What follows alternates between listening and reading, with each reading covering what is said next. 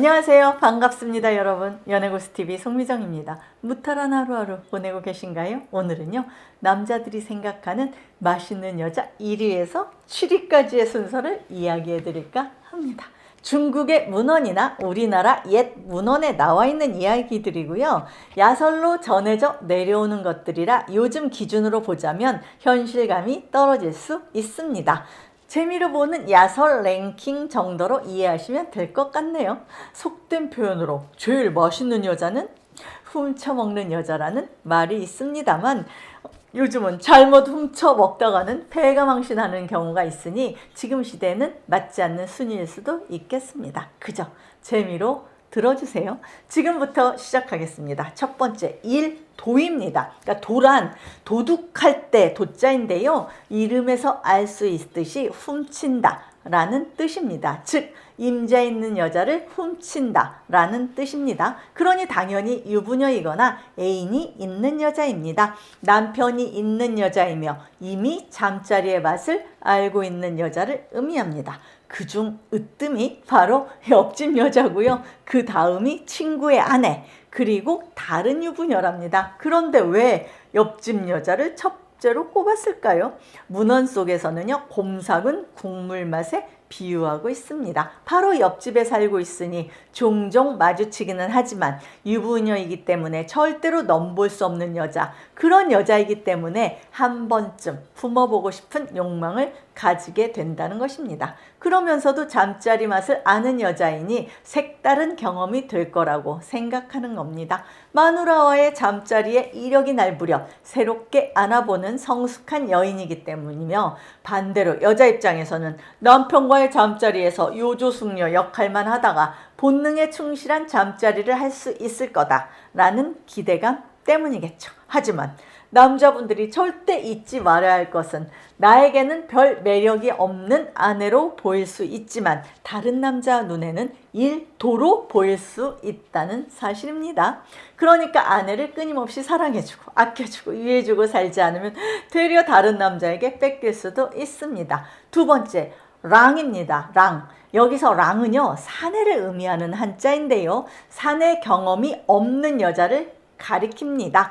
다시 말해 처녀입니다. 흔히 일본말로 아다라시라고 부르기도 합니다. 한 여자의 처녀성을 갖는 의미를 옛날에도 남자들은 큰 기쁨으로 여긴 것 같습니다. 이때는요, 성 경험이 전혀 없는 여자 포함 경험이 적은 여자를 말합니다. 지금은 젊은 여자를 통칭해서 아가씨다 라고 부르지만 예전에는 아가씨라는 표현이 그런 의미였다고 합니다. 세 번째, 비입니다. 예전 표현으로 노비를 말합니다. 이를 다른 말로 하면 아랫사람이며 현대식으로 풀자면 비서나 부하, 여직원을 가리킵니다. 고전소설 홍길동전을 보면요, 홍판서가 낮잠을 자다가 용꿈을 꾸고는 귀한 자식을 얻을 거다 라는 생각에 벌건 대낮에 부인 방에 찾아가서 오늘 한번 자자 라고 잠자리를 요구했으나 부인이 점잖으신 분이 채통을 지키시오 라는 부인의 면박에 화가 나서 자기 방으로 돌아왔을 때 마침 차를 올리던 몸종 춘섬을 데리고 병풍 뒤에서 관계를 가집니다. 이 춘섬이 바로 홍길동의 어머니입니다. 이렇게 홍길동은 서자로 태어나게 된 것입니다. 대대로 종살이를 하는 집안의 여자아이는 어린 시절부터 그 집에서 몸종으로 생활하다가 여인으로 성장했을 때 양반이라는 남자들의 놀이객감이 되기도 했습니다. 사대부라는 특권이 있었기 때문에 가능한 일이었습니다. 지금 그렇게 아랫사람한테 행동했다가는 큰 코 다치겠죠. 네 번째, 과입니다. 과라는 말은요, 적다는 뜻입니다. 즉 과부라는 말입니다. 남편이 있다가 혼자가 된 여자를 의미합니다. 이를 요즘 쓰는 말로 하면 돌싱이건 싱글이건 임자 없는 여자입니다. 과거에는 임자가 없으니 아무나 먹어도 된다 라고 생각했던 것 같은데요, 지금 시대에 그렇게 생각하고 들이대다가는 역시나 큰 코 다칩니다. 다섯 번째, 기입니다. 글자에 나타나듯 기생입니다. 몸 파는 여자, 즉 돈을 주고 산 여자입니다. 기생에는 전문적인 잠자리 기술을 가진 미모가 출중한 젊은 여인들이 많았습니다. 당연히 성 경험이 풍부한 여자들입니다. 그도 그럴 것이 기생의 입장에서는 몸값도 챙기고 단골도 만들어야 하니 온갖 밤 기술을 발휘할 겁니다. 그런 여자한테 왕대접 받으면서 점자를 하게 되니 남자 입장에서는 어찌 맛이 좋지 않을 수 있겠습니까? 현대적으로 풀이하면 술집 여자고요. 돈이 오가는 매매춘 정도라 할 것입니다. 그러나 분명한 건요. 조선시대의 기생과 현대의 룸사롱 호스티스는 비교가 되지 않습니다. 예전의 기생들은 남자들을 즐겁게 하기 위해서 그야말로 전문적인 교육을 받았고요. 나름 자부심도 있었습니다. 대표적인 여인이 황진일 텐데요. 철저한 심사를 거쳐서 선발을 했고 관아에서 관리를 했습니다. 6번째, 첩입니다. 말 그대로 아내 외에 나 혼자만 즐기는 여자를 의미합니다. 흔히 이야기하는 세컨드입니다.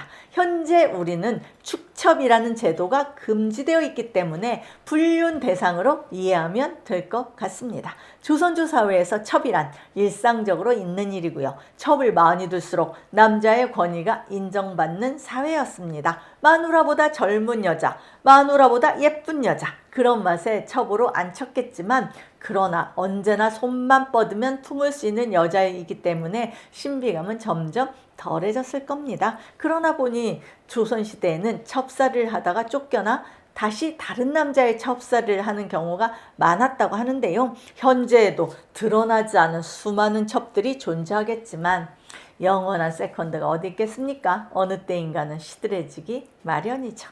7번째, 처입니다. 바로 아내입니다. 신혼 때에는 자기 전에 하고 일어나서 하고 설거지 하는데 뒤에서 하고 틈만 나면 안고 뒹굴었지만 자식들 낳고 중년으로 접어들면 아내 앞에만 서면 고개 숙인 남자가 되어버립니다. 결혼 생활이 길어지면서 아내는 여자가 아니고 그냥 가족입니다. 성적 매력을 찾을 수 없습니다.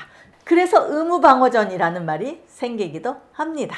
결국 남자에게 아내는 7번째 가장 맛없는 여자입니다. 하지만 첫 번째 1도에서 말씀드렸듯이 나에게는 7번째 여자가 다른 남자에게는 첫 번째가 될 수 있다는 사실을 잊으시면 안 됩니다.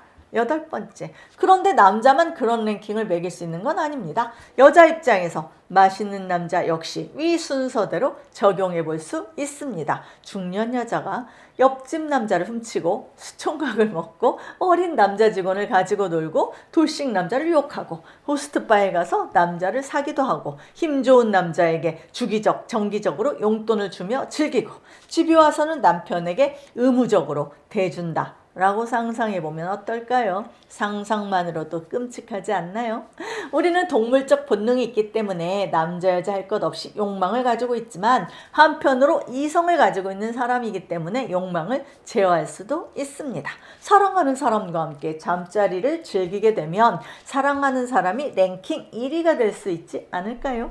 지금까지 재미로 알아보는 맛있는 여자 랭킹이었습니다. 시청해주셔서 감사드리고요. 송미정의 연애고수 TV였습니다. 좋아요와 구독하기를 꼭 눌러주세요. 안녕히 계세요, 여러분.